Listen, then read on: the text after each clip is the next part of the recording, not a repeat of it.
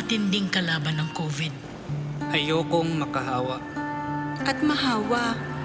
Pero kailangan ko na magtrabaho. Kaya di ako magiging pabaya. Di matigas ang aking ulo. Iingatan ko ang aking sarili. Para maingatan ang pamilya ko. Ito ang ambag ko. Ako, Ikaw. Lahat tayo. Sama-sama nating Mayaangat ang bayan. Basta't sama-sama tayo. Sa pag-ingat buhay. Para sa ating hanap buhay. Mask, hugas, iwas.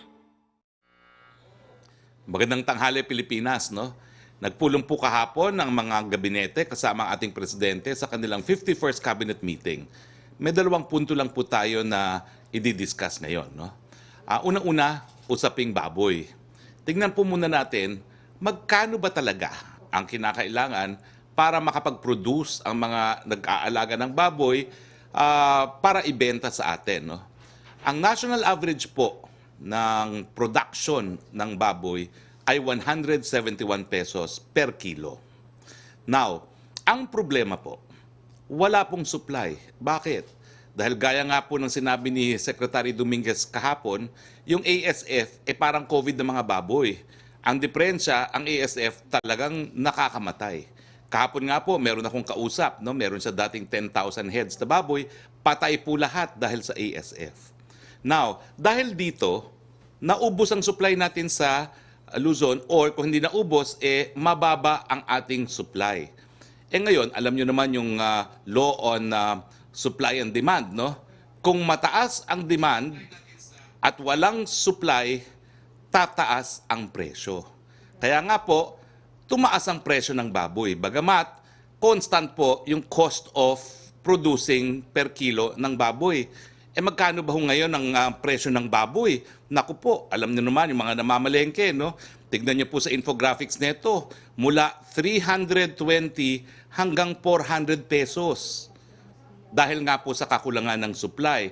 Kaya napilitan ng gobyerno na mag-impose po ng price ceiling na hanggang 280 hanggang 310 pesos per kilo ang baboy. Now, gaano ba po ang ating kakulangan dahil nga po dito sa ASF neto?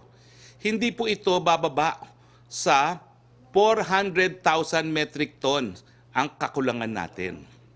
Now, anong solusyon? Well, ang normal na solusyon po natin dahil tayo naman ay archipelago, kinakailangan mag-angkat muna tayo ng baboy na inalagaan at pinalaki sa Visayas at Mindanao. And as a last resort, pwede rin tayo mag-angkat galing sa ibang bansa. Now, ang tanong, magkano ba ang presyo ng baboy kung ito ay aangkat natin galing sa ibang bansa at magkano ba yung taripa na ino-impose natin para hindi naman madihado yung ating mga local na producers na mga kababayan. Napakababa po ng imported presyo ng baboy. Sa katunayan, kasama na ang 40% na taripa ay ang boneless loin sirloin na makikita niyo po, ito ay galing po sa customs, no? Ay pumapatak lamang ng 114.35 ang halaga ng baboy na meron ng 40% taripa. Anong problema? Kung ikaw ay Pilipino, nag-aalaga ng baboy, ang halaga mo to produce 1 kilo, 171. Kung ikay mag-aangkat, kasama ng taripa, ang halaga 114. So napakamura. Ano mangyayari dyan, no? Baka tuluyang mawala na yung mga local producers. Kaya nga po nag-iingat tayo pagdating doon sa desisyon kung ilan ang aangkatin from abroad. At ang ating priority, mag-aangkat muna tayo galing sa Visayas at Mindanao. Now, kahapon po, meron akong puntong rinaise. Ang sabi ko, itong ating price ceiling, tama yan. Kasi nakikita natin na napakalaki yung agwat doon sa cost of production at saka doon sa binibili ng ating mga mamimili. Ibig sabihin, yung mga traders, napakalaki ng kinikita. So tama lang na meron tayong price cap na tinatawag. Pero ang tanong, bakit sa palengke lang ini-impose ang price cap? Samantalang, babalik ko yung halaga ng imported, ha? 114 pesos per kilo ang imported kasama ng taripa. Bakit walang price cap sa supermarket? Ang tanong mga kababayan, sino bang nag-aangkat ng baboy para adresin ng kakulangan? Yung mga nasa palengke na tinatawaran pa natin o yung mga nasa supermarket? Hindi ba dapat lamang na kapag magkakaroon ng price cap, kaparehong may price cap sa palengke at sa supermarket. Lalo na nga sa supermarket dahil mas mura nilang naaangkat yung baboy. Kaya naman kahapon po, nangako po ang ating DTI sa pamamagitan ni Secretary Lopez na henceforth, unang-una magkakaroon po ng label na imported ang baboy na binibenta sa supermarket at kapag ito po ay imported na baboy nga, subject na rin po siya sa price cap. Sabi ko nga po kagabi, meron tayong prinsipyo, no? Equal protection clause. No? Kinakailangan, things similarly situated must be treated alike. Ano ba pagkakaiba sa baboy sa supermarket at baboy sa palengke? Sabihin mo nang meron silang mga additional overhead, kapag sila na may nag-angkat, mas mura kaysa dun sa binili sa lokal. So ngayon po, patas. Magkakaroon po ng label sa supermarket at ito po ay isa subject din sa ating price cap. Pero ano ba ho talagang ginagawa ng inyong gobyerno para maibsan itong kakulangan ng baboy dahil talaga namang tumaas ang presyo dahil kulang ang supply? Well, meron po tayong ginagawang tinatawag na whole of nation approach. Habang ako po yung nagdi-discuss kung ano itong whole of nation approach, dito po sa ating infographic makikita nyo lahat ng ating mga planong gawin. No? Unang-una, ano ba ho ang mga plano natin? At ano yung pinapatupad na natin? Una, ang DA Regional Feed Units at iba pang attached agencies at mga korporasyon ng DA ay maglalaan ng resources para bumili ng mga baboy mula Visayas at Mindanao at mga probinsya sa Luzon na ASF-free. At itatransport ang mga ito sa mga pangunahing pampublikong palengke sa Metro Manila simula ngayong weekend sa presyong mula 270 hanggang 300 bawat kilo para sa kapakanan ng mga mamimili. So ang inaangkat po natin, grown and fed in the Philippines. Pangalawa, ang DA ay gagawa ng mga hakbang para buhayin ang swine industry ng bansa. Ito ang repopulation program. Siyempre po, naubos ng ASF. Paano tayo makakabangon? Kinakailangan, bigyan natin sila uli ng palalaki mga baboy na walang ASF. Sa pakikipag-ugnayan sa pribadong sektor, veterinary groups, LGUs at iba pang organisadong grupo ng mga magbababoy. May pauna ng 1 bilyong piso po para sa repopulation program. Kasama na ang kalahating bilyon or 500 million halaga ng zero-interest loans para sa backyard at semi-commercial racers. Meron ding nilaan na 15 bilyong piso, 15 billion, para sa pagpapautang sa commercial racers. So yung mga gaya ko po, ako po talaga dati nag-aalaga din ng baboy, no? Pero siyempre tinamaan din. Lahat po tayo, pwede na tayo mangutang para tayo po makakuha uli ng palaki, no? Pangatlo, papalakasin ng DA ang bantay ASF sa barangay para ma-manage, maiwasan at makontrol ang African swine flu kasama ng DA, ang LGUs, pribadong sektor, veterinary groups at hog racers association. Siguro po sa susunod na linggo, yung isa kong kasama dati po kasi wipe out na ako no? Yung isa kong kasama rin sa industriya ay iimbitahin natin para naman marinig talaga natin no, kung ano yung mga persepsyon ng mga nag-aalaga mismo ng baboy na naging biktima ng ASF.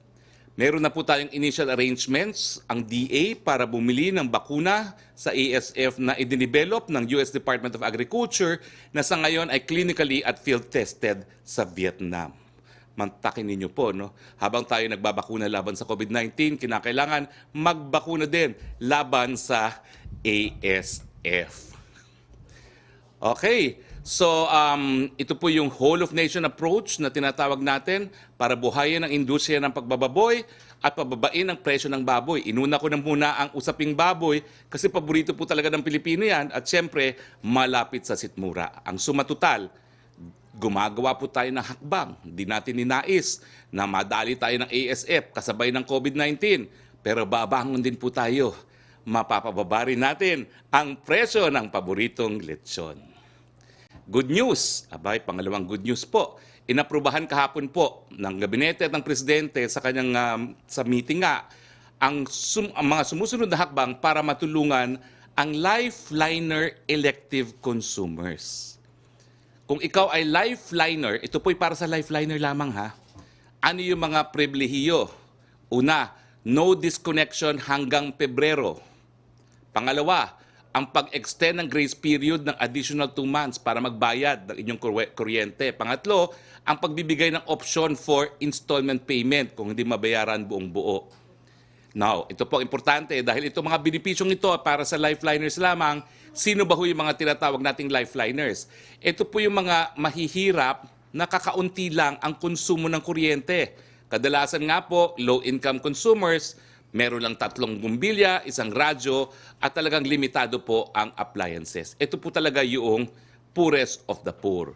Itong inaprubahan po kahapon ay dagdag na proteksyon para sa mahihirap at nagsusulong ng energy efficiency sa panahon ng pandemya. Nadinig po tayo ng Presidente, kinakailangan natin ng lahat ng tulong dahil nga po sa pandemya, kung dati mahirap na ang buhay, mas mahirap po ngayon at nagbibigay tayo ng karagdagang benepisyo. Now, na-discuss din po yung funding ng PhilHealth kasi nga po pinahinto ni Presidente yung mas mataas na premiums, no? Well, ang mga na-discuss po, walang choice. Kinakailangan mag-cut cost doon sa operasyon ng PhilHealth at kinakailangan mas pabutihin pa yung collection record ng PhilHealth. Pero sa susunod na linggo po, dahil tayo naman po nagsulong ng Universal Healthcare sa mababang kapulungan ng 17th Congress, iimbitahin ko po yung mga tumulong sa akin na magsulong ng batas na yan.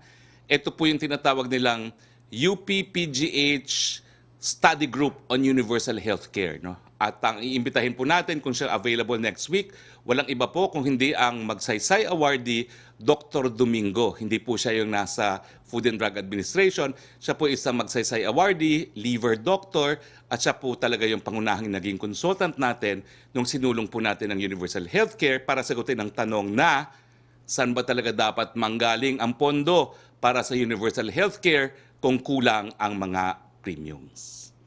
Hindi na po ako mag-COVID-19 report kasi yun naman po yung last point na diniscuss ni Yusek Roque. Pero ulitin ko lang po yung ranking kasi paulit-ulit. Kanina nag-interview na naman ako, hindi raw maganda ang handling natin ng COVID. Naku po, yan po ang propaganda. Yung propaganda talaga hindi maganda handling natin. Dahil kung titignan nyo po ang datos, galing naman po sa World Health Organization na hindi nyo pwedeng pagbintangan na sila ay nagkakalat ng fake news or propaganda, nagpapakita naman po na we are managing our COVID-19 pandemic rather well in the Philippines. Sa total cases po, number 32 tayo worldwide. Sa active cases, number 41 tayo worldwide. Cases per 1 million population, number 134 tayo worldwide. At ang case fatality rate ay 2.1% or number 68 worldwide. Okay? Now, sa mga kasong aktibo po ngayon sa Pilipinas, meron po tayong 31,455 ayon po sa datos ng DOH. At dun sa mga aktibong kaso, 94.6 ay mild at symptomatic, 2.5 ang critical at 2.4% ang severe. Nasa 487,721 ang kabuuan bilang ng mga gumaling or 92% recovery rate. Meron po tayong fatality rate na 10,942 at nakikiramay po kami. Yan po ay 2.06 fatality rate.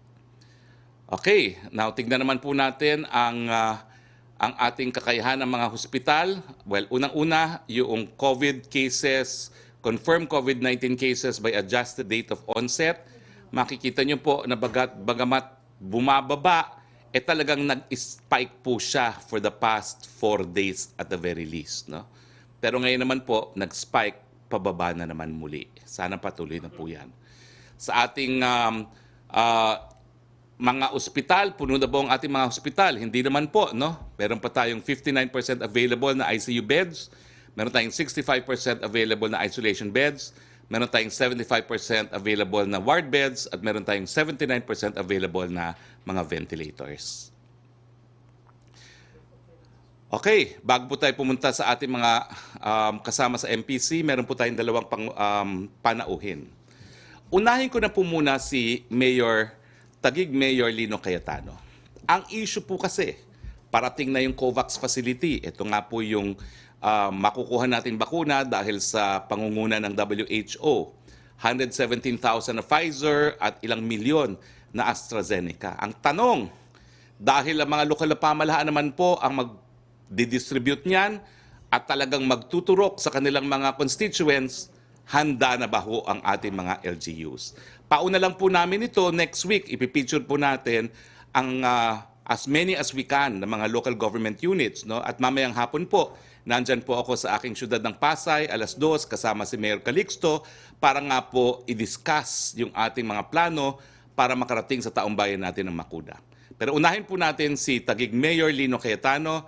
Sir, ano na pong mga hakbang na nagawa ninyo para masiguro na mabakunahan ang mga taga-Taguig sa lalong mabilis na panahon? The floor is yours, Mayor Cayetano. Salamat. Magandang tanghali sa aking kaibigan, Secretary Harry Roque sa PCOO team. Magandang tanghali sa inyo and of course, the Malacanang Press Corps. Salamat ho sa oportunidad na may kwento, may lahat ng lungsod ng Taguig ang kanyang vaccination plan. Pero bago ho yun, dito ho sa lungsod ng Taguig, no, what we communicate, Sec, is really yung vaccination is the most important step. It will be the most important program over the next few months of the national and the local government. Pero ang vaccination po ay isang component lang ng ating overall goal. Ang overall goal pa rin natin ay napakalinaw. To end COVID-19, to end the pandemic, to beat this virus. So yun yung isa naming ine-emphasize. Napakahalaga ng vaccination. But it is just one component. Bakit ho namin pinapaliwanag po ito? Dahil meron ho mga bansa na natulad natin, nag-iintay pa rin ng mga vaccine, pero halos zero na ho yung kaso. Australia, New Zealand, Taiwan, even Vietnam and Singapore. Ibig sabihin mo noon, habang hinihintay natin yung pagdating ng vaccine, habang tayo ay naghahanda, we want to emphasize in the city of Taguig na patuloy dapat tayo, yung nakasulat nyo dyan sa podium, mask, physical distancing, and to continue to enforce the minimum health protocols. Naniniwala ho tayo, dito sa lungsod ng Taguig, umabot na ho tayo sa almost 1 to 2 active cases per 100,000. Ngayon ho, tumaas tayo ng mga 9 to 10 active cases per 100,000. Still among the lowest in Metro Manila.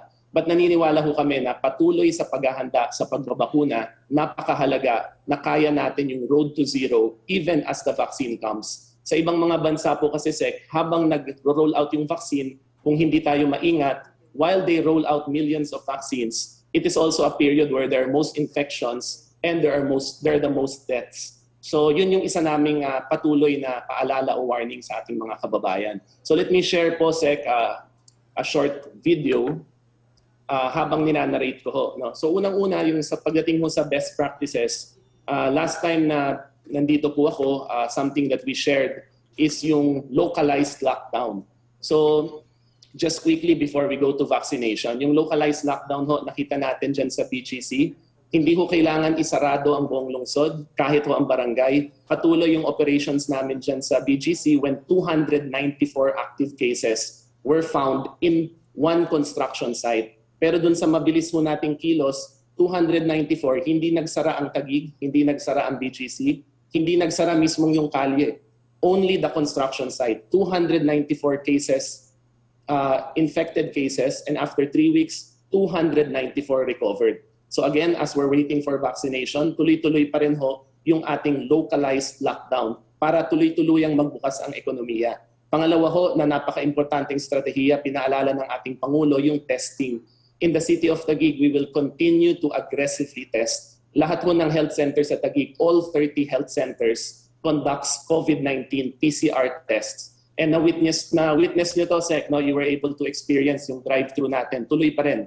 Twice a week, every Wednesday, every Friday sa BGC at sa Lakeshore sa Lower Bicutan, tuloy-tuloy yung aming drive-thru testing sa lungsod ng Taguig. Overall ho, we've conducted, the government has conducted around 111 free PCR tests. That's equivalent to almost 10 to 11% of our population. Again, naniniwala kami, napakahalagang component nito. Yung nakikita niyo ho sa screen, yan ho yung aming quarantine facility. Again, para mahiwalay ho yung may mga sakit, we made sure na meron tayong komportable na quarantine facility. May sariling kwarto, may sariling banyo, yung bawat ho na maka-quarantine. So again, these components, naniniwala kami, even during vaccination, is important. Yung nakikita niyo ho sa screen nyo ngayon, yan ho yung isang component, no, of our vaccine plan. Again, thank you sa imbita sa amin dahil naniniwala ho kami yung unang step is really massive information campaign and social preparation. Kaya ho, the most important component right now of our vaccination plan is nagtayo ho kami ng isang standalone vaccination training and information center. And Sec Harry, I'd be happy to invite you here. Pag may oras ho kayo, I know you're busy going around the country. Kung may imbita ko ho kayo dito, it is a place na tinutour ho namin ngayon. Lahat ng barangay captain natin, lahat ho ng mga members ng community, church groups, GPTA, household homeowners association presidents, lahat ho ng pwede namin iikot. We use it as a venue para magkakumpiyansa yung mga kababayan natin sa pagbabakuna. So ito ho, yung nakikita nyo ngayon, ikakwento ko yung paglalahad. No? Once the vaccine is here, handa na ho ang lungsod ng Taguig. Sa tanong nyo kanina kung handa ho kami, handa na po. Once the vaccine arrives, ang kailangan lang ho sabihin sa akin ay nandyan na, pwedeng kami sumundo sa airport o pwedeng dalhin ho sa aming storage facility. Yung nakikita nyo ho is our cold storage facility. World-class ho to, and we partnered na sa lungsod ng Taguig, may ensure ho nila yung integridad ng vaccine. Kahit ho yung Pfizer na kailangan ng extreme temperature, mula ho dun sa storage facility, and we can store even up to 1 million or 2 million vaccines. Sinukat na ho namin, no? We timed it, we did time in motion, dadalhin ho yan sa aming mga vaccination centers. What you see, Sec, on the screen right now and to the Malacanang press corps is yung 40 vaccination sites. So right now ho, we're capacitating, we're training our staff for the 40 vaccination sites. 5 mega vaccination centers and 35 community vaccination centers. But we will also partner with our hospitals and private and public hospitals for the rollout. So yung nakikita nyo sa screen ngayon are our mega vaccination centers. So 5 ho yan ho yung mga standalone structures. Yung aming university, yung itong standalone facility sa Lakeshore, and then our schools. Napakalaga ho sa amin that we have a lot of vaccination sites para madali ho puntahan yung aming mga vaccination center, and we are currently setting them up. Pagdating naman ho sa manpower, no, sa mga kinikailangan para magpabakuna, handa rin ho kami. The City of Taguig has 716 vaccinators. Yung 716 na po to, lahat ho yan empleyado ng gobyerno. But we are currently also partnering with our friends sa Bureau of Fire, sa Philippine National Police, even sa mga private organizations tulad ng Red Cross para ma-augment, para lalo hong rumami yung vaccinators natin.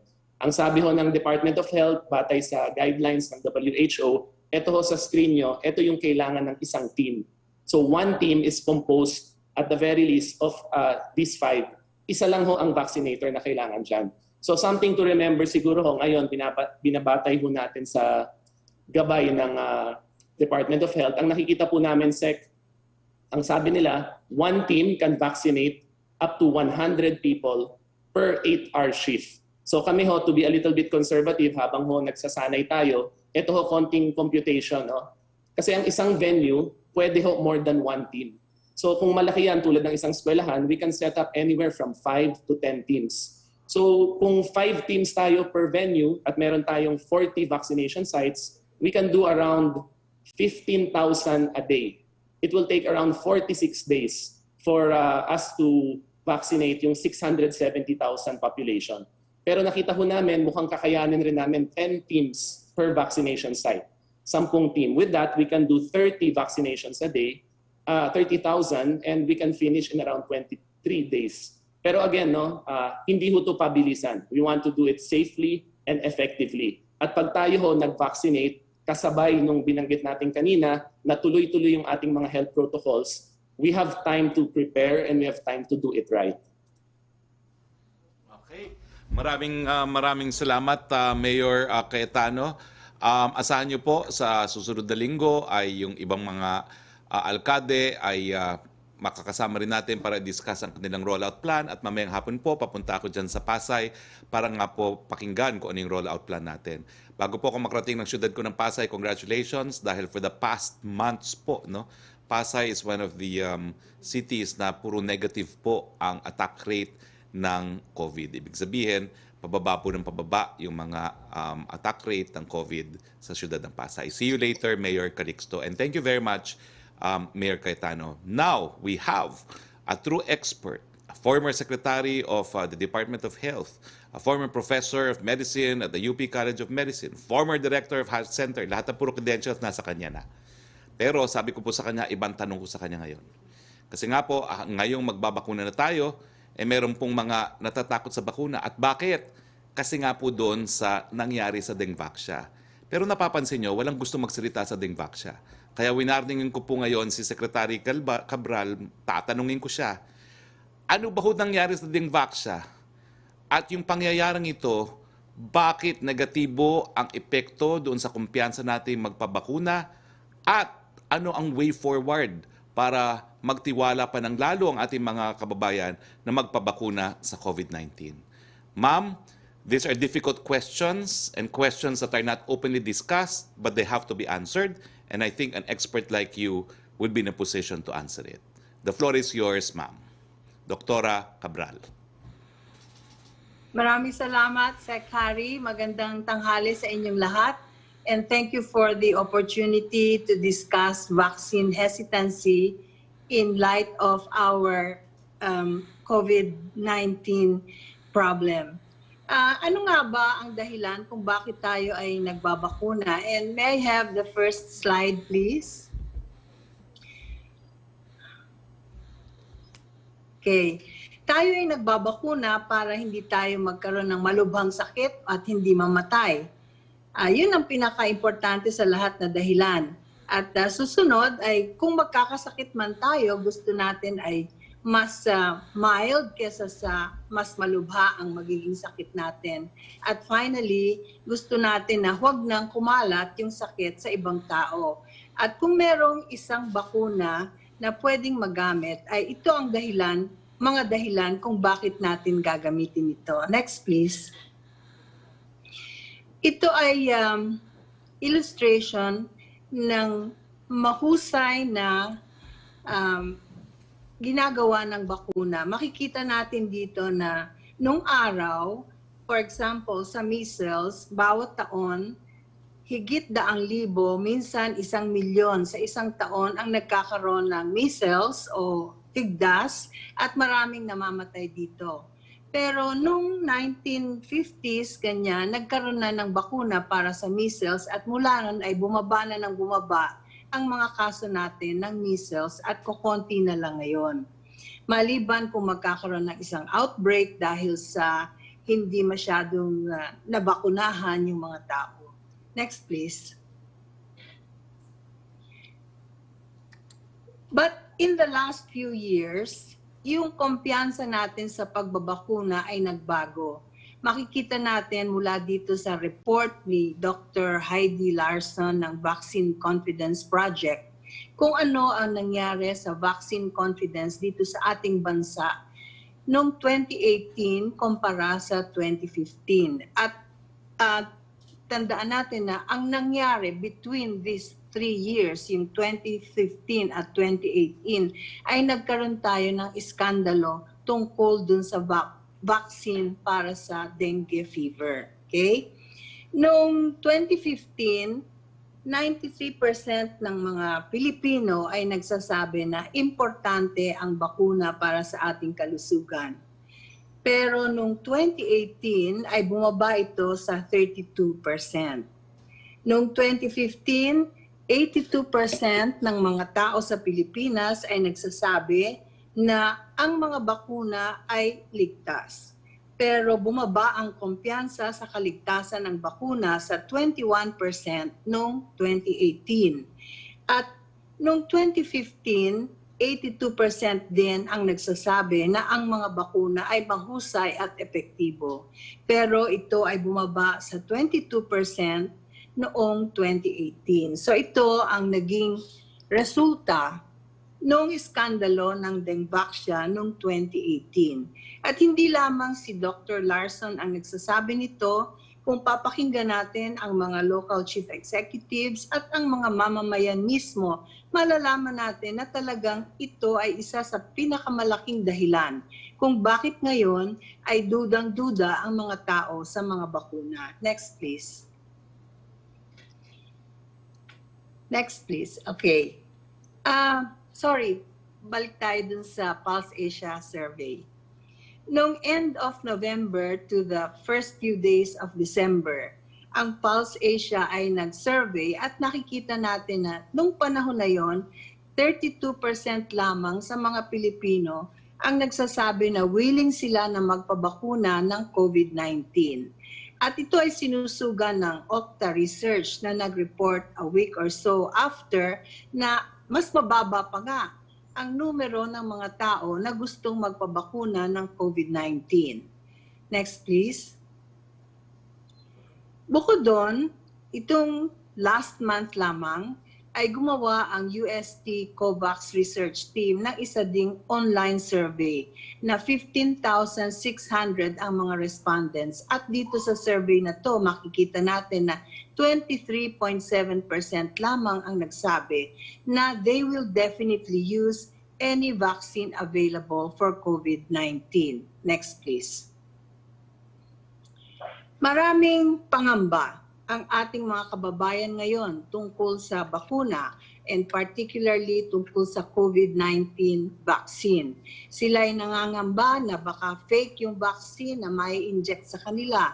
Nangangamba sila na baka hindi ligtas ang magpabakuna, baka hindi epektibo ang bakuna, baka hindi ito epektibo sa mga bagong lumalabas na variants ng COVID-19.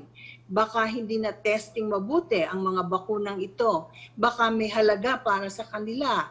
At baka itong mga bakuna na ito ay masyadong pinabilis ang paggawa. So yan ang mga dahilan ngayon kung bakit ayaw ng karamihan o nagdududa ang karamihan na magpabakuna. Next please. Ang sinasabi ng mga tao ay, aba, kung kami ay babakunahan, magpabakuna muna ang iba, lalo na ang mga politiko na nagsasabi na magpabakuna kami. Okay? So makikita mo na hindi lamang yung impormasyon ang kinakailangan ng mga tao, kailangan nila ng kumpiyansa na yung mga pinuno nila at yung mga malalaking tao, importanteng tao, ay magpapabakuna din at magpapabakuna bago pa sila. Kung ang pag-uusapan naman ay ang kumpiyansa nila sa bakuna, ay merong epekto ang pinanggalingan ng bakuna. At dito sa survey ng UST COVAX Research Group, ay makikita na pinakamalaki ang kumpiyansa sa mga bakuna na galing sa Amerika at sa Europa. 75% mahigit ay nagsasabi na meron silang kumpiyansa kung ang bakuna ay manggagaling sa United States at sa Europa. Wala pang 40% ang may kumpiyansa kung manggagaling sa Russia ang bakuna at wala pang 20% ang may kumpiyansa sa bakuna na galing sa China. So ito ang mga problema na sinusuong natin.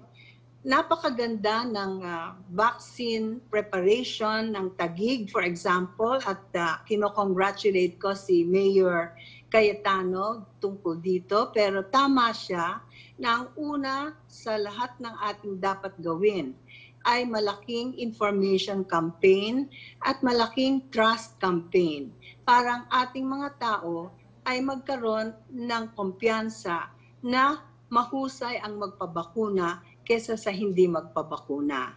Next please.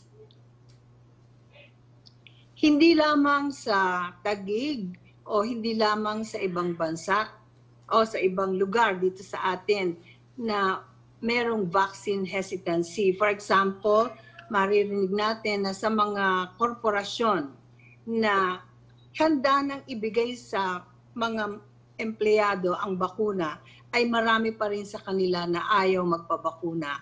Meron akong kilalang korporasyon, 400 people ang empleyado nila. Nung mag-survey sila, ilan ang gustong magpabakuna ng libre, 36 out of 400 lamang ang may gusto nito. So vaccine confidence is not only an issue of accurate and timely information, but of trust in the information giver. Next, please. Ang information giver na pinagkakatiwalaan ng mga tao ay ang kanilang doktor or healthcare provider.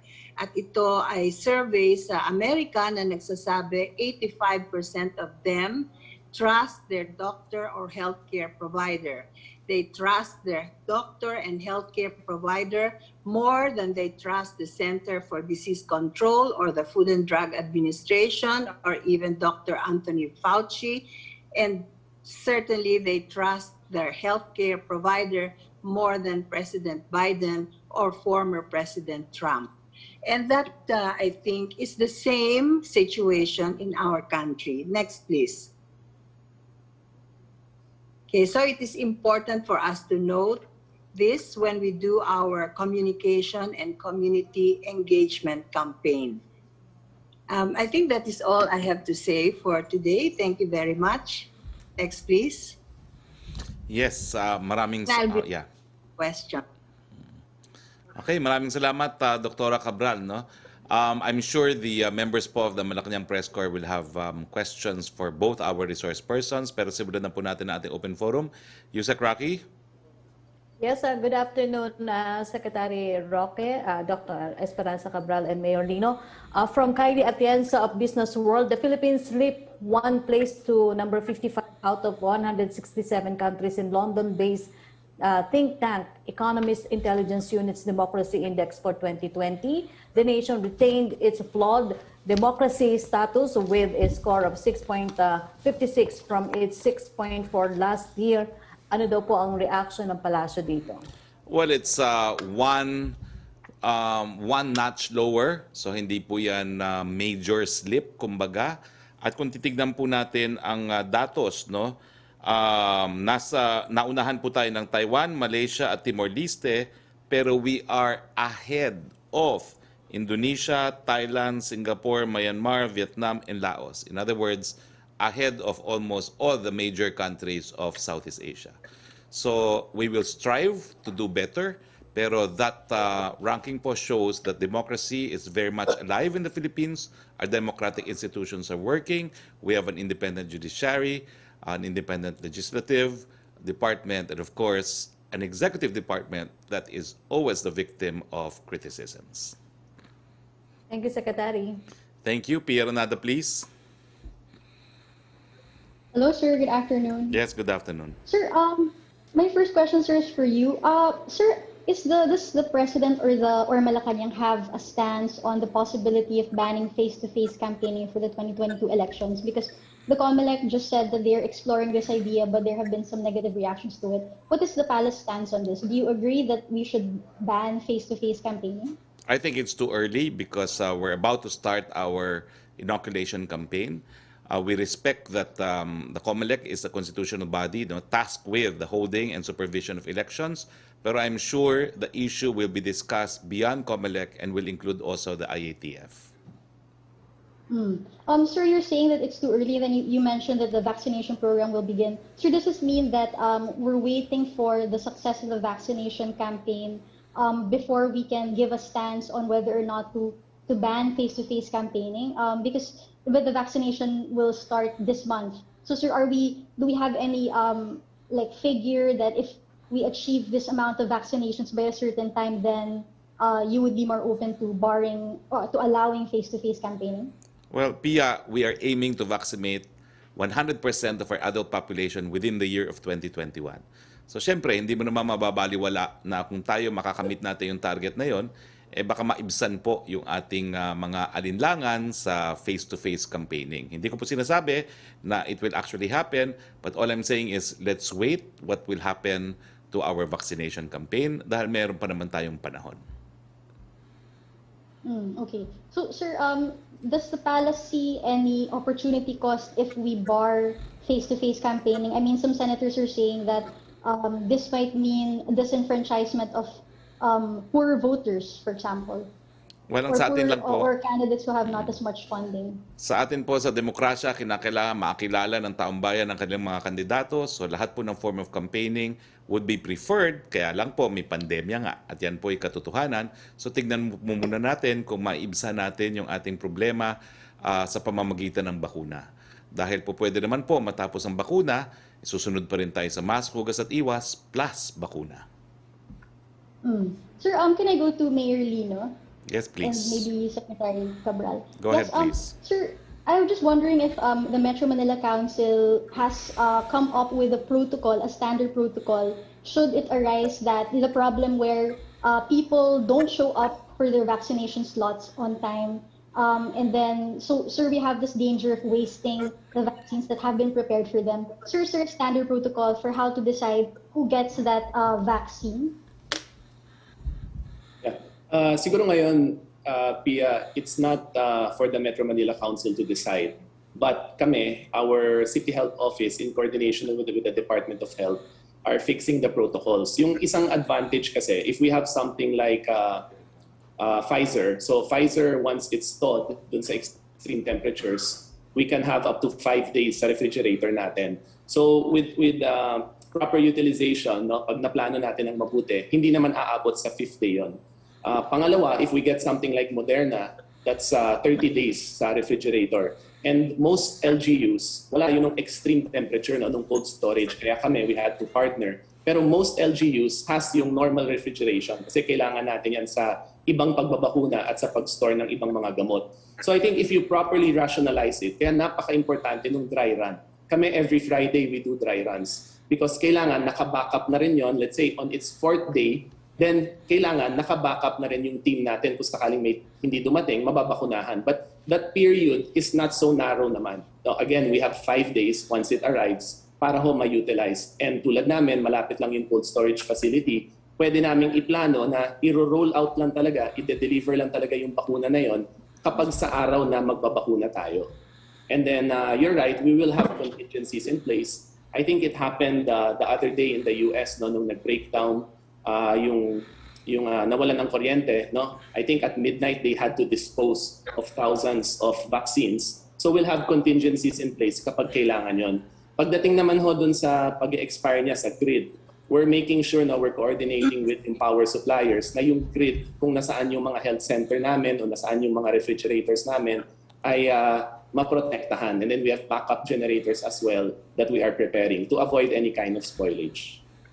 Okay. And sir, lastly, we also know that a majority of the millions of vaccines are arriving in July at 3rd quarter, which is also typhoon season. Sir, is there a plan like for Metro Manila mayors or the IATF what to do when the vaccination drive coincides with a very major typhoon that prevents people from going to the vaccination sites? I mean, I noticed that some of the vaccination centers identified are evacuation centers usually during typhoons, like schools, diba, covered courts. So, sir, what's the plan when this happens? Yeah, very good point, Pia. In fact, the Department of Health early on has seen this problem. So they've communicated with us. Kaya ho, hindi lahat ng eskwelahan ay gagawin naming vaccination center. It's only a natural fit kasi na yung mga schools gawin nating vaccination center because maluwag. And as you can see, no, meron tayong 5 steps. We can do 5 classrooms. So if you have 10 classrooms, you can already do 2 vaccination teams. Kung meron kang 50 classroom, pwede ka na maglagay ng 10 vaccination teams. So although natural fit yung mga eskwelahan, tsaka maluwag siya, we are very conscious, kaming mga mayors, that we indicate per area, meron pa kaming mga vaccination, meron pa kaming mga sites in case no, dumating ang bagyo, dumating ang baha, may mga evacuation areas tayo. Kami, what we did no, is meron din kaming contingency para sa hatid sundo. So we have, fortunately, we have around 5 buses and 10 minibuses. And we are looking for contingency plans ngayon. Ang gusto sana namin, each evacuation center, kayang lakarin. That's why we did 40. O kaya, hatid sundo pag sa mga matatanda. In case dumating ang bagyo, ang baha, at necessary na i-continue. Unang-una, pwedeng hindi natin i-continue. Pwedeng i-suspend natin ang 3-5 araw. Kasi I want to emphasize again, there are countries that have not yet vaccinated, but their cases are 0, 1, and 2. So napaka-importante dito that we don't rush. And then meron tayong backlash kung saan mas marami pang nahawa. So we need to do things slowly, carefully, we need to do things right. So kami dito, if we don't need to rush and we need to let the storm pass for 3 to 5 days, we need to be ready. And I think we're ready for that. Thank you. Thank you. Thank you very much, Pia. We go back to you, Secretary, please. Yes, thank you, Secretary Roque. From Chris Jose of Remate, remate online. Reaction po na may ilang Metro Manila mayors ang naniniwala na hindi ito ang tamang oras para amyendahan ng konstitusyon. Wrong timing daw po na pag-usapan ng panukalang pag-amyenda sa ilang economic provisions ng saligang batas. Well, we respect the views of these mayors, of course, but we also have to respect na trabaho ng Kongreso na isulong yung mga bagay-bagay nito. No? Wala po pwedeng maghimasok sa kapangyarihan ng Kongreso sa pagpropose ng amendments to the Constitution. Trabaho po nila yan. From Virgil Lopez of GMA News Online, the European Union said the Philippines will not be affected by export controls on vaccines produced within the bloc after President Duterte on Monday accused the EU of holding up supplies. Isn't the President briefed on such matters before his remarks? Will the President retract or apologize for his statement? Wala po, kasi kinakailangan naman talaga ng paglilinaw, no? Kasi yung lumalabas, nagkakaroon nga po ng vaccine nationalism, no? At yun po yung issue na linabas sa ating presidente. Ngayon nagkaroon ng kanyang paglilinaw, we appreciate it, no? Pero kung hindi po nagsalita ang presidente, hindi sila magbibigay ng linaw na ganyan. Opo. Second question po niya, some retailers said they will not sell pork during the 60-day implementation of the price cap in Metro Manila to avoid losses and penalties for violation. What can the government do about this? Gaya ng sinabi po natin kanina, no, kasama sa programa ng gobyerno ang pag-aangkat ng baboy sa Visayas, Mindanao at ibang parte ng Luzon na wala pong ASF at ididiretso po ito sa mga palengke. No. Kung kinakailangan, dadalhin po natin ito sa kadiwa centers o ang DA mismo ang magbebenta. Pero hindi nga po tayo papayagan, hindi natin papayagan na mawala ng makakaing baboy ang ating mga kababayan. Last question po ni Virgil Lopez. May we get Palace reaction to the COMELEC statement that it might do away with the face-to-face campaigning in the 2022 elections due to the COVID-19 pandemic? Does the Palace support this option? Asked and answered. No? May I request sa USEC, no, because I have to go to Pasay dahil nga po dun sa vaccine rollout na kung natanong na po, banggitin na lang yung pangalan and then let's move on to the next question. Okay, thank you, Secretary. Thank you po. Joseph Morong, please. Go ahead, Joseph. Hi, sir. Go ahead, please. Yeah, okay. Dun muna, sir, sa pork, sa economic issues muna, sir. No? Sa pork, meron mga yung producers, yung mga nagbebenta ng karne, they're warning baka magka-pork holiday because of the price cap. Your comment, please. Dinadamihan po natin ang supply, hindi lang po tayo nag-impose ng price cap. So kung dadamihan mo ang supply at kasama ang price cap, inaasahan po natin na talagang bababa naturally ang presyo ng baboy dahil more supply means less prices. Yan po ang twin strategy ng ating gobyerno. Okay. So yung MAV, 400 yung kulang natin. So are we looking at increasing the MAV to plus 400 metric tons? Pinag-aaralan na po natin yan, no? At alam naman po natin ang proseso, ang presidente ang mag-authorize niyan and Congress will be given 15 days to concur with the decision. Pero tinitignan po natin muna kung sapat ang supply galing sa Visayas, Mindanao at ibang parte ng Luzon dahil alam po natin na napakalaki ng diferensya ng halaga ng inaangkat na baboy, 140 nga po, meron ng 40% tariff yon doon sa local production cost ng ating baboy sa Pilipinas, 174. So binabalanse po natin yung karapatan ng consumer, magkaroon ng baboy na kakainin sa kanilang hapagkainan at yung karapatan din ng ating mga magbababoy na magkaroon ng kanilang hanap buhay. The price cap is still existing, sir, no? Effective. Yes, of course. Okay. Sir, clarification lang doon sa sa lifeliners ng electricity. Hanggang February, dapat hindi magputol, tama ba? Ano, sir, yung 2 months kanina na nabanggit niyo? From February. Hanggang February po yun, no? From December. Yes. Ending February 28. Sir, can I go a little bit to Secretary Cabral, please? Yes, please. Hi, ma'am. Good afternoon po. How are you doing? Good, thank you. Okay, ma'am. Yes. I'm okay, ma'am. Ma'am, with your presentation, just so it comes from you, no, na we are putting the blame squarely on the Dingvaxia scandal. That's why yung ating mga kababayan ngayon nag-hesitate to get the COVID vaccine. And then what do you tell po yung public na nag-iisip ngayon kung magpapabakuna sila but they have Dengbaksha on their minds? Well, palagay ko lahat tayo ngayon ay dapat magtulong-tulong para maibalik ang kumpiyansa sa bakuna. At isang paraan ay para sabihin natin na kung ang pag-uusapan natin ay yung Dengbaksha vaccine, ito ay isa sa mga bakuna na mas mahigit pa ang pag-aaral kesa sa mga COVID vaccines ngayon na ginagamit sa buong mundo. Pilipinas lang ang hindi gumagamit ng Dengbaksha. Lahat ng ibang bansa na may dengue virus gumagamit ng Dengbaksha. At hindi totoo na ito ay nakakamatay at bagkus pa nga ay napakalaki ng tulong na maidudulot nito para ang mga tao ay hindi magkaroon ng dengue. Talagang masyado lamang na sensationalize yung mga issues.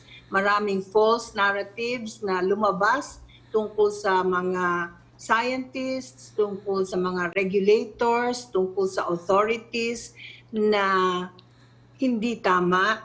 Maraming nakita sila na parang inquisition-like hearings sa Senate, sa House of Representatives na nabastos masyado yung mga scientists at nawalan tuloy ng kumpiyansa sa kanila yung mga tao. Ngayon, makikita natin na wala tayong pinagsasandigan kung hindi siyensya pa rin.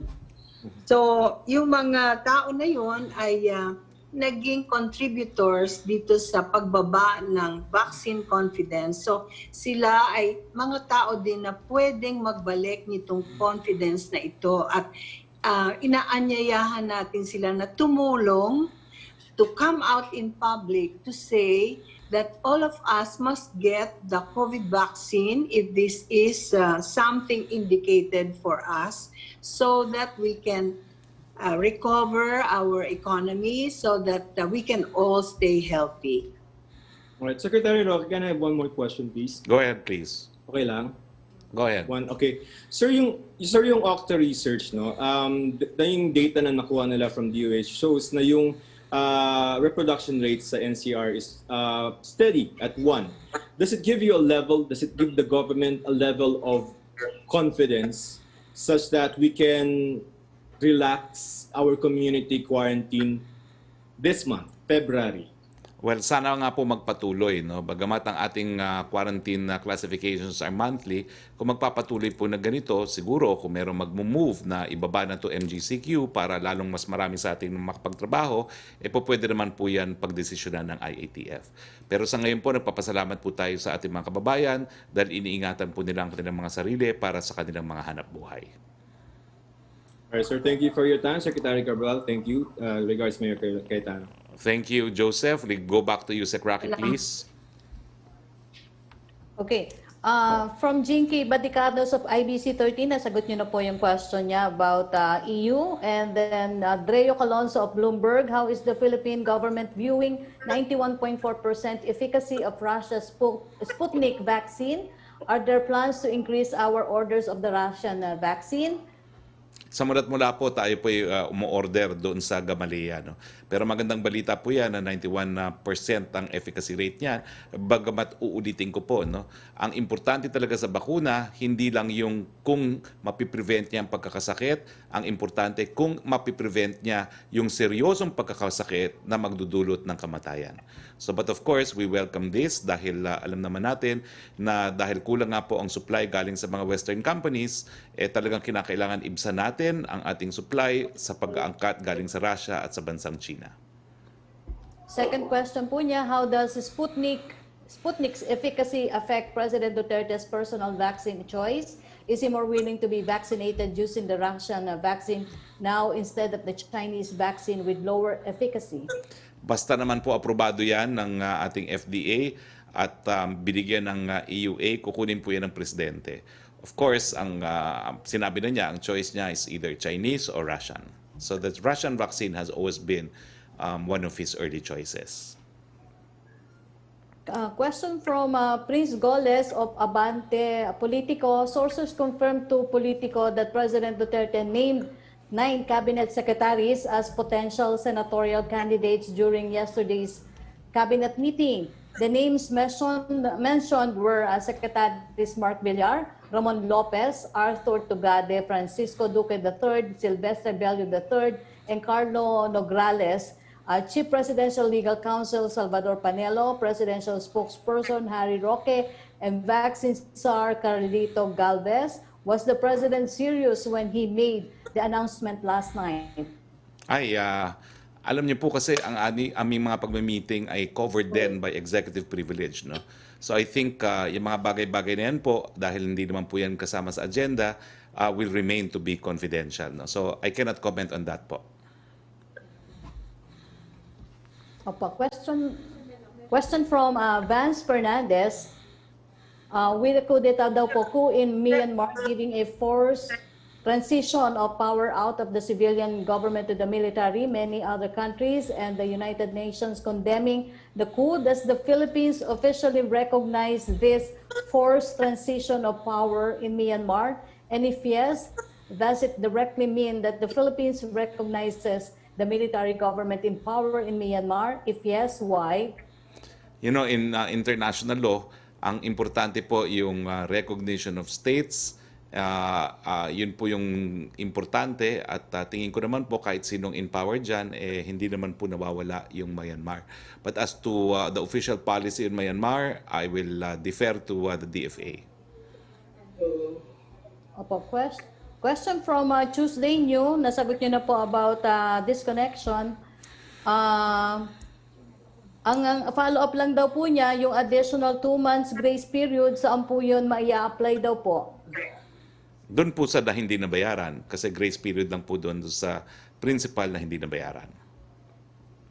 Opo, from Tina Mendez ng Philippine Star, the Cebu provincial government has ordered a moratorium on the export of live hogs raised in farms and backyards in Cebu province for 6 months effective February 1st. How is this affecting the national government efforts to lower the price of pork in the market in Luzon? What if other LGUs follow Cebu's move?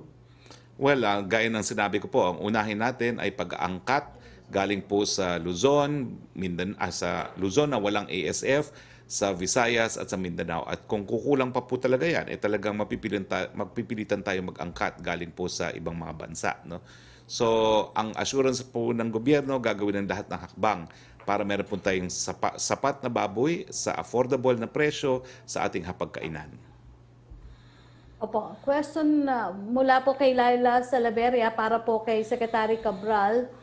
You said daw po vaccine confidence is an issue of trust in the information giver. Given this, what kinds of improvement could be done in the current government campaign to convince people to be vaccinated?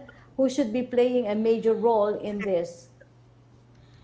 I think that our healthcare providers should be playing a major role in the information campaign because they are the ones most trusted by the people when they deliver health information. So I think they will believe the healthcare providers more than they will believe politicians, for example, or attorneys and things like those. Thank you, Secretary. Okay. For Secretary Roque, a question from Kylie Atienza of Business World. When will the President sign the CREATE bill into law? Will he veto some provisions? What are these? Kayo naman, kakatapos lang nila ng BICAM, no? Hindi ko nga alam kung meron na silang printed copy. So ayan muna natin makarating sa palasyo at pag-aaralan po natin yan. Now, I think si Melo Acuña has a question. So with your indulgence, Melo Acuña. Good afternoon, Secretary. Para po muna sa inyo, nakapaglakad po kami ng aking may bahay sa ilang lugar, sa mga malls. Napuna namin na may mga restaurant na walang kliyente. Kung meron man 20 pagtanghalian, 10 paggabi, meron daw po kayang direct assistance ang pamahalaan sa mga ganitong kalakal na baka magsara kung walang kliyente. Well, napabalita ko na po yan. Marami po tayong pwedeng ipautang sa mga small and medium scale businesses. Kasama na po dyan yung mga restaurants, no? Pero ang solution po talaga dyan, mga kababayan, kung meron naman tayong po pwedeng gastusin, lumabas po tayo, sama natin ang ating pamilya na hindi po minor de edad, magmask, hugas at iwas, nang sa ganun naman po, lahat tayo magkaroon ng hanap buhay. Yeah, palagay ko nga po. Pero para po kay Mayor Cayetano, may itatanong din ako. Mayor, magandang tanghali po. Paano po ninyo ipaprioritize yung mga babakunahan sa Taguig sapagkat iba yung populasyon ng Taguig pag-araw, iba yung populasyon sa gabi. May mga transients po kayo nagtatrabaho dyan. Ano ang prioridad ninyo? Magandang tanghali po, Sir Melo. Thank you for your question. Malaking isang bagay na talagang pinag-aaralan natin yan dahil sa Taguig ho, ganito ka-major ho yung daytime population namin. Sa BGC ho, anywhere from 100 to 200,000. Pero yung working population natin, yung daytime population, lumulobo up to 800,000. So it's a very good question because we are somewhere from around 1 million and we are around 1.8 million. That is something now that we're coordinating with the Department of Health. The City of Taguig will be very happy to vaccinate yung mga workers ho natin dito dahil baka mas madali i-coordinate. Lalo kung essential workers ho sila, baka mas madaling diretso na ho sa kanilang place of work. But we want to rationalize that properly kasi ang sabi ho ng national government is they're allotting for 70 million Filipinos to be vaccinated. Yan ho ang nakalaang pondo at yan ang target ni Secretary Charlie Galvez. Ibig sabihin ho nun, yung ibababa sa atin ng mga bakuna, it will be good for every Filipino. So ayaw lang ho natin yung nakarationalize sila sa kanilang place of residence, tapos ho, magdodoble o magkukulang doon sa area kung saan sila babakunahan. But that's a very good point and that's something that we're working with directly with the Department of Health now. And sa City of Taguig, something also that we're working with is merong mga private companies dahil tatlo ho yung source ng bakuna. Local government, national government, and there are private companies who have entered tripartite agreements. We've reached out to them at sabi namin, you can store it with us sa storage facility namin at kami rin yung magbabakuna. We have vaccinators to help you para ma-rationalize natin lahat. But isa sa mga tinitingnan naming mga mayors ay yung place of work. Baka mas madali bakunahan, lalong-lalo if we want people to get back to work faster. So that's something that overall we're still rationalizing with the Department of Health. Now, next question is, how do you monitor them? Because they don't reside in Taguig and they just work in Taguig. Yes, sir. May system na ho kami ngayon. No? It's Taguig Trace. So Taguig Trace is available at the App Store, at Google Play. Pwede rin ho yan sa aming website, no? trace.taguig.gov.ph or taguiginfo.ph. Ang mangyayari ho, if you're a resident or you work here or even if you're a visitor, you will have a QR code. So yung QR code, if you're a resident, it turns into a residence card. Pero kung ikaw naman ay worker dito, or even if you're just a visitor here, we will have the data needed. And then doon na rin namin mara-rationalize. You can use that QR code for testing, and you can also use that QR code eventually for vaccination. Doon ho namin mababantayan. And then, ang challenge ho dyan ay yung pagbangga ng records na to sa national. Dahil paano alam ng isang lungsod na sa Taguig na bakunahan na pala yun. So that's something we're fixing and I think in Congress pending rin yung vaccination passport. Dahil kaya namin i-monitor dito sa aming lungsod. But bulag ho kami doon sa nabakunahan sa kapitbahay natin o sa ibang probinsya. Salamat po para kay Secretary Cabral. Magandang tanghali po, Secretary. Nice seeing you well. Maitanong ko po, paano natin maipaliliwanag yung herd immunity at paano natin matutugunan yung mga balitang lumabas na mayroong mga variant na nakakapagpahina ng efficacy ng bakuna. Meron po kaya tayong advanced studies about this. Thank you, Secretary. Ma'am, wala kang audio. Baka nakamute po. Ma'am, baka nakamute po ang audio nyo. Ayan. Wala pa rin po. Okay. Ayan. Magandang tanghali, Sir Melo. Yung una po, yung herd immunity, ang pagpapaliwanag po doon ay kung marami na po tayo na nabakunahan, pwedeng hindi nabakunahan yung iba pa na natitira dahil wala na pong pupuntahan yung virus para makahawa.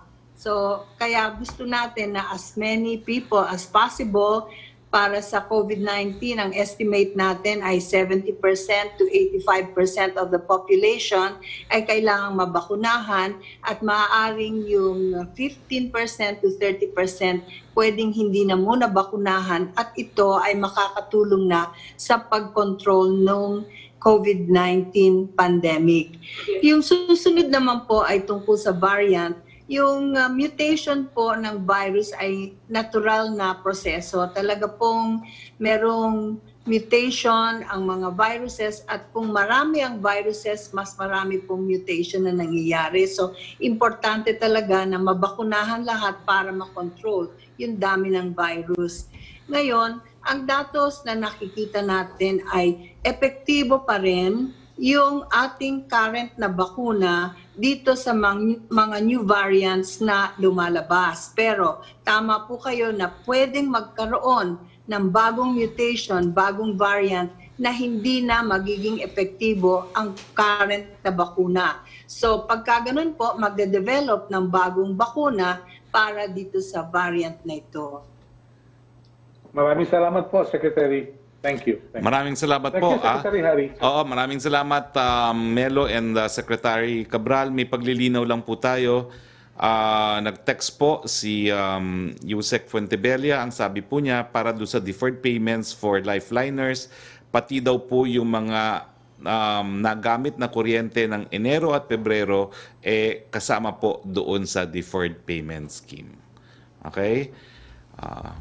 I hope that clears matters, no? Okay, next question please. Yusek Roque. Okay, yes, Secretary, from Kylie Atienza ng Business World, when will the President sign the feast bill into law? Well, wala pa rin po, no? At alam ko po, this is your favorite topic na feast, pero as I said, dumating lang po yan is last week of January. So pagbigyan naman po natin ng pagkakataon na mapag-aralan ng Legal Department ng Executive Office itong panukalang batas na ito. Last question na po to, Secretary, from Joe Montemayor ng Malaya. Baka daw po may update na sa appointment ng new Army Chief. Wala pa po. At tayo naman po, pag naka-receive na tayo ng papel, na-anunsyo na po natin. No? Ang nakaschedule po bukas ata, no? Today is February 4. Ay, mamaya ata yung turnover na ng ating new Chief of Staff, kung di po ako nagkakamali. No? Anyway, so wala na po tayong mga katanungan. Ako, Secretary Cabral, thank you very much. Sa panahon po ng pandemya, importante na talagang tunay na eksperto na may karanasan at alam ang sinasabi, nagsasalita. And I think yung mensahe po natin na safe ang bakuna, lalong-lalo na kinakailangan natin ito para makabalik tayo sa mga dating buhay, yan po ay narinig ng ating mga taong bayan at alam naman po nila na mas mabuting pakinggan ang tunay na eksperto gaya ninyo. Maraming salamat din po kay Mayor Lino Quetano.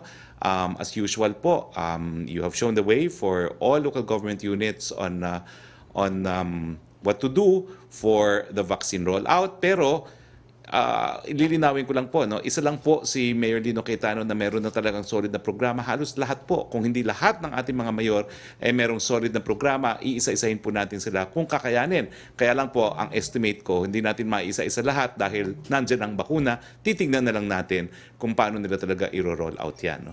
At maraming salamat din po sa ating mga kasama sa Malacanang Press Corps. Maraming salamat, Yusek Roque. So dahil wala na pong tanong, may pahapon po si Joseph Morong, pasensya na po.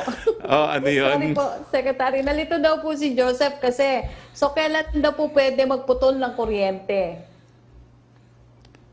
Patapos po nung yung 2 months. Patapos po ng 2 months. Okay? So anyway, so sa ngalan po ng inyong Presidente Rodrigo Roa Duterte, ito po ang inyong spokes Harry Roque nagsasabi, nako mga kababayan, konting tulong na lang talaga. Konting tulong na lang at nandyan na po ang ating bakuna. Pero alalahanin po natin, samantala, kinakailangan mask, hugas, iwas, at bagamat tama lang po na magkaroon tayo ng konting pagkatakot sa bakuna, no? Isipin po natin, hindi naman po ibibigay sa atin yan ng ating mga dalubhasa kung hindi po makakabuti sa atin. So magandang hapon po sa inyong lahat at see you all on Monday. Good afternoon to all of you.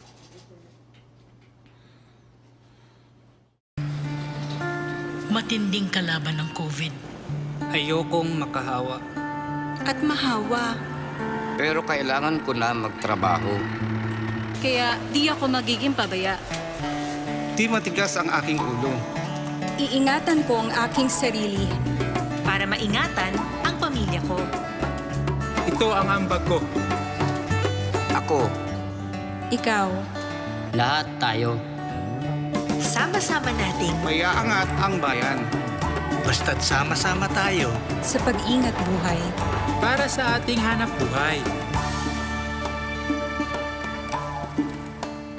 Mask, hugas, iwas.